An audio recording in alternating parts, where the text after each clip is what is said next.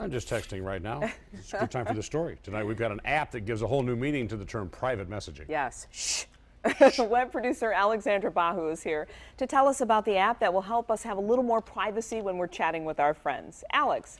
You know, normally when you have a private conversation, you want it to stay that way. But because we're living in a connected world, many of our texts and pictures can easily be seen by other people. That's where Wiper comes in. The app, available on Android and iOS devices, offers users the option to wipe clean text and pictures in smartphone conversations. Wiper allows you to send messages back and forth with your contacts, and once you've decided you've had enough of the conversation, you can hit a button and make it disappear on both ends and on the company's server. The company says the messages also have end-to-end encryption, making your text and pics secure and tough to hack. Screenshots are also a no-no with Wiper if someone tries to take a pic of your conversation, and make sure you are notified. It's a simple and private alternative to messaging, and it's free.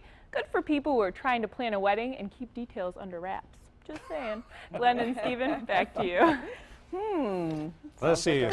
Little birdie moment.